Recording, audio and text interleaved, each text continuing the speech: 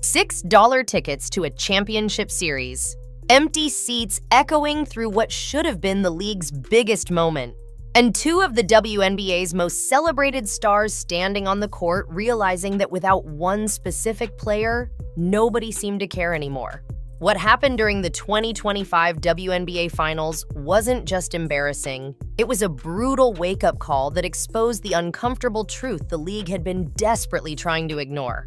Picture this. You're A'ja Wilson or Jonquel Jones. You've fought through an entire grueling season, battled through the playoffs, and finally made it to the championship stage. This is supposed to be your moment.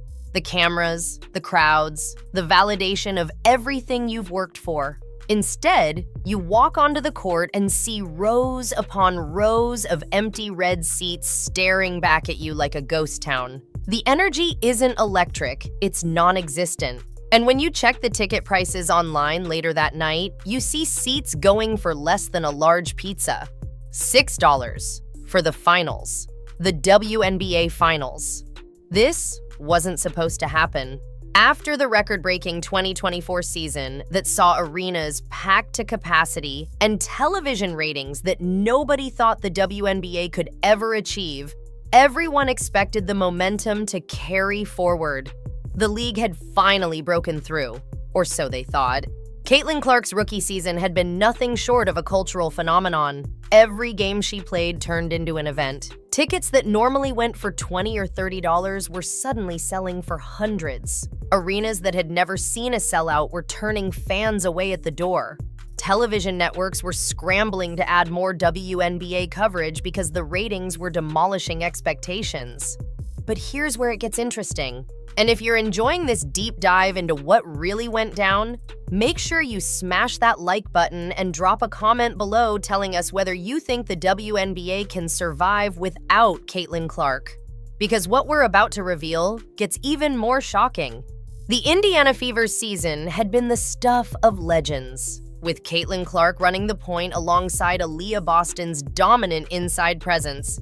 They'd transformed from league laughingstock to legitimate contender practically overnight. Every single one of their games became must-watch television.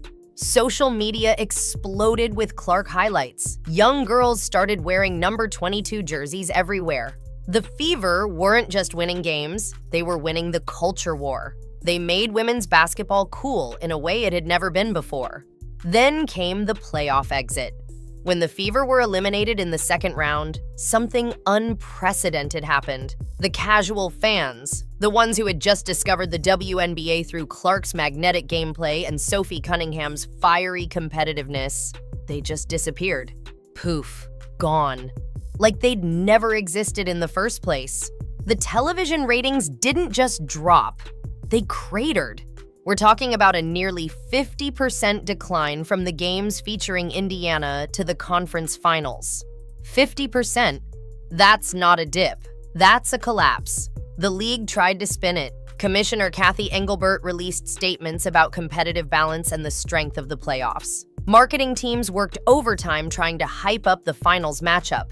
They pushed A'ja Wilson's MVP credentials, talked about championship legacies, tried every angle they could think of, but the numbers don't lie. And social media sure as heck doesn't either. Fans started posting screenshots of ticket prices with captions like, "You can't even give these away." And remember when WNBA tickets were actually hard to get? The mockery was relentless and honestly, pretty deserved. But that wasn't the whole story.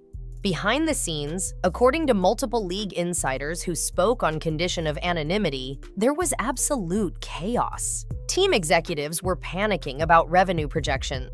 Television partners were having emergency meetings about their broadcast deals. Sponsors were quietly asking questions about viewership guarantees. The entire house of cards that had been built on the back of Caitlin Clark's popularity was teetering on the edge of collapse, and everyone knew it except apparently the players who had spent all of 2024 downplaying her impact. A'ja Wilson had been particularly vocal throughout the previous season about how the WNBA's success was a team effort, how it wasn't about one player, how the league had been building toward this moment for years. She wasn't wrong about the history and the groundwork, But she was dead wrong about the present reality.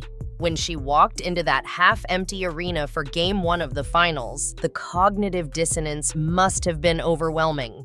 This was supposed to be her coronation, her moment to prove that the WNBA's stars could carry the league without the rookie sensation everyone was obsessed with. Instead, it became the most public humiliation imaginable. The footage from those finals games is genuinely hard to watch if you care about women's basketball. Camera operators were clearly struggling to find angles that didn't showcase the empty sections. Broadcasters kept trying to hype up the intimate atmosphere, which is code for nobody showed up. Players were visibly frustrated, and not just with the game action. You could see it in their body language during timeouts, the way they'd glance up at the empty upper decks, the forced smiles during introductions. Jonquel Jones, normally composed and professional, was caught on a hot mic saying, "This is DM and embarrassing," during a dead ball situation. That clip went viral faster than any highlight from the actual games. What happened next would shock everyone, even those who had been predicting disaster. The social media backlash against the league, and specifically against players who had criticized Caitlin Clark, became absolutely savage. Fans started posting comparison videos showing packed Fever games from the regular season next to the empty finals arenas. One particularly brutal TikTok showed a time-lapse of ticket prices dropping day by day as the finals approached, set to sad music. It got over 3 million views in 24 hours. Another viral post compiled every negative comment that veterans had made about Clark throughout her rookie season, with the caption, "This is what happens when you disrespect the person paying your bills." Harsh, but the internet isn't known for subtlety. The players tried to fight back.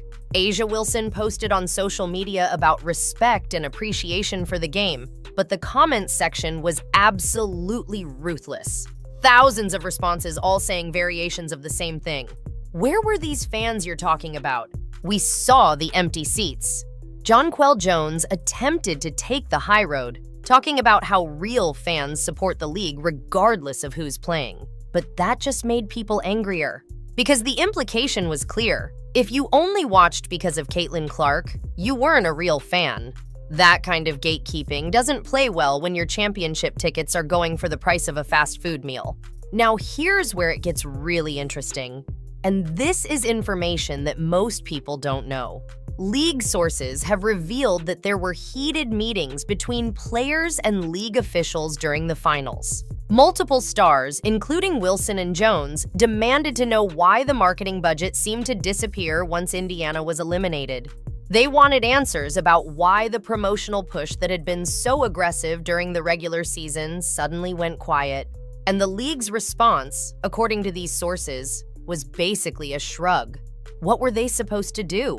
The person everyone wanted to see wasn't playing anymore. This created a fascinating divide in the locker rooms across the league. On one side, you had veterans who felt disrespected and undervalued, who believed they'd earned their moment in the spotlight through years of hard work and dedication. On the other side, you had younger players and some honest veterans who recognized the reality. Caitlin Clark had changed the game, and pretending otherwise was just denial. The tension became so bad that several teams reportedly held players-only meetings to address the elephant in the room. Should they be grateful for the attention Clark brought, or resentful that it seemed to leave with her? The financial implications were even more devastating than the optics. Teams that had budgeted for playoff revenue based on the 2024 regular season numbers were suddenly facing massive shortfalls. Concession sales were down. Merchandise wasn't moving. Local sponsors who had jumped on board during the Caitlin Clark fever, pun intended, were suddenly asking about contract modifications. One team executive, speaking anonymously, said, "We went from planning expansion and facility upgrades to wondering if we'd make payroll. That's how fast it turned." The WNBA's supposed breakthrough year was revealing itself to be a house built on sand, or more accurately, built on one player's shoulders. Television networks were equally panicked. ESPN had invested heavily in WNBA coverage, adding games to their primetime schedule and dedicating significant resources to production. But without Clark, the ratings didn't justify the investment. Internal documents that leaked online showed that several finals games drew fewer viewers than college women's basketball games from earlier in the year. Think about that. The championship series of the professional league was getting beaten by regular season college games. That's not just bad, that's catastrophic for future media rights negotiations. And speaking of Caitlin Clark, where was she during all this chaos? Recovering from the shoulder injury that had plagued her late in the season and contributed to Indiana's playoff exit. But she wasn't just sitting at home feeling sorry for herself.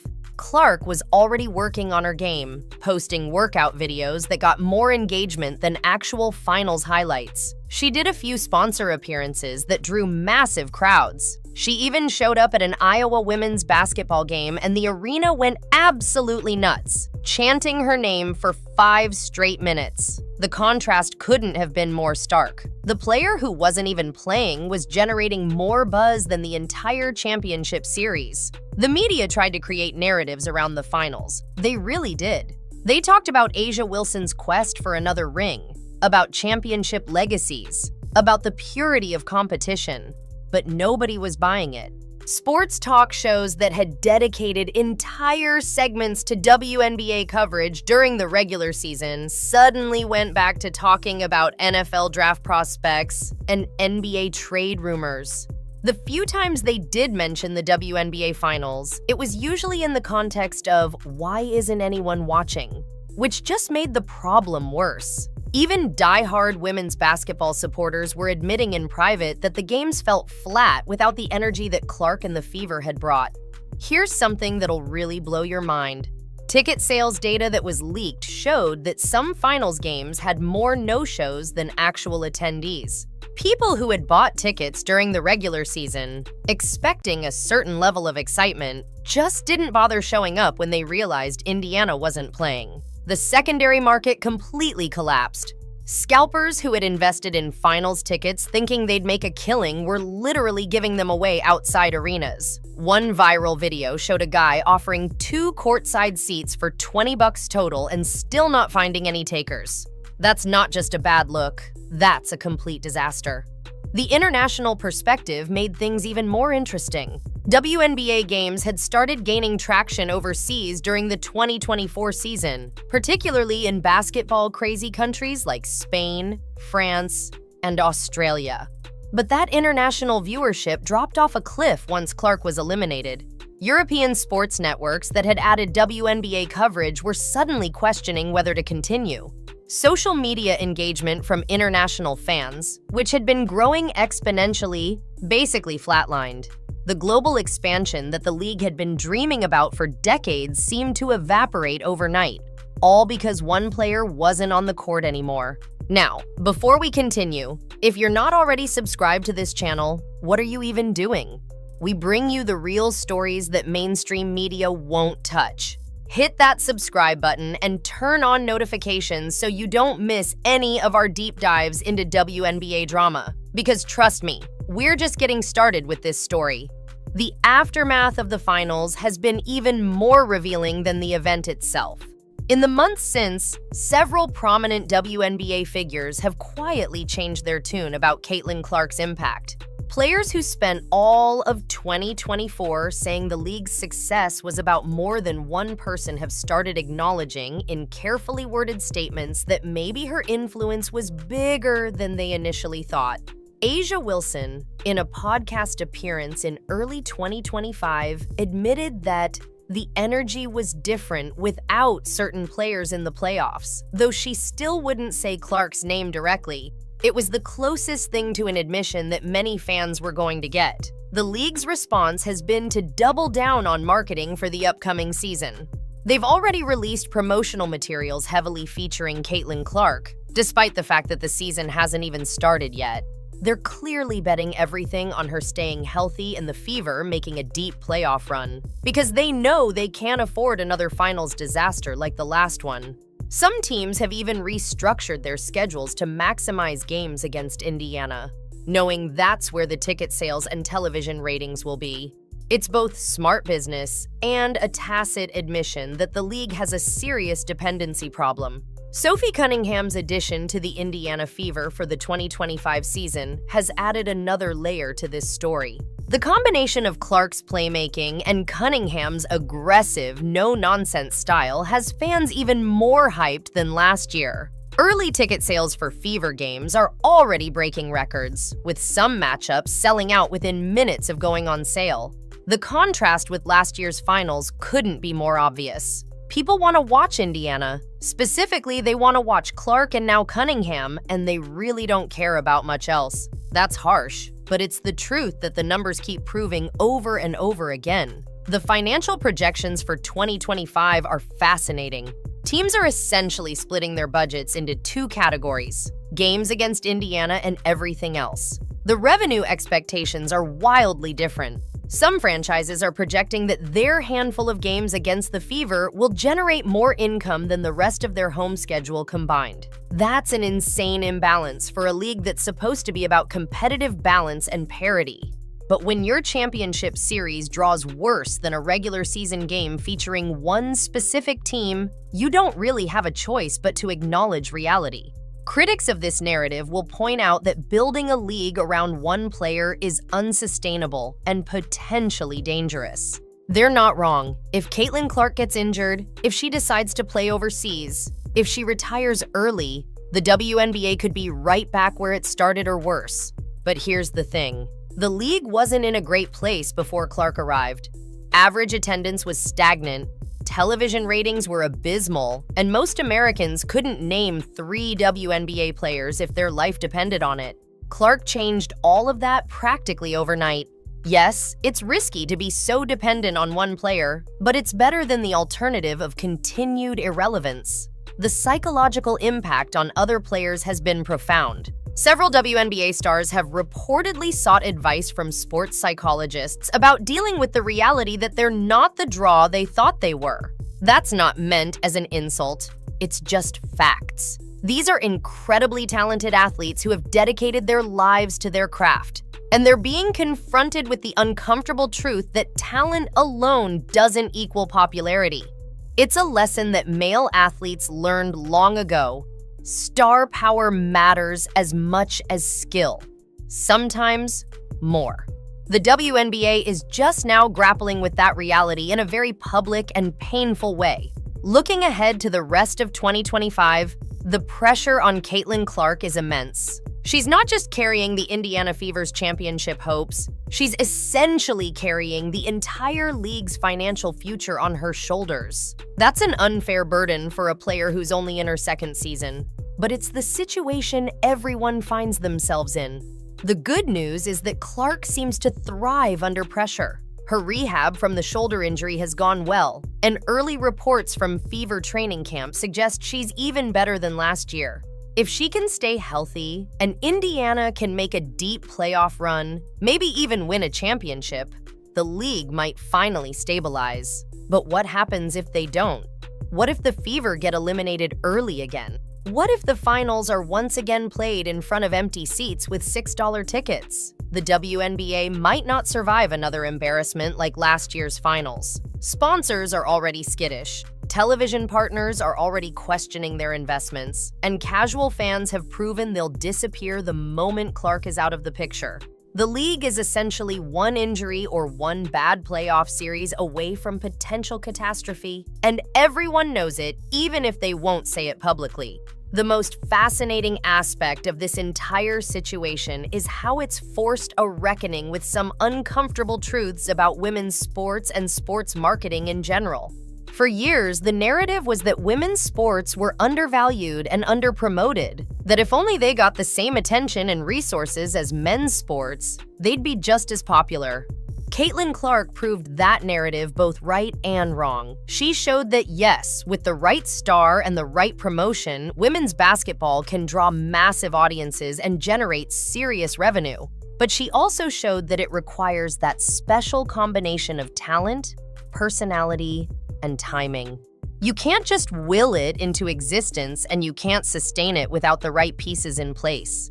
The empty seats at last year's finals will haunt the WNBA for years to come. They're a visual representation of everything the league fears: irrelevance, dependency, and the fragility of their supposed breakthrough. Aliyah Wilson and Jonquel Jones will forever be associated with that disaster.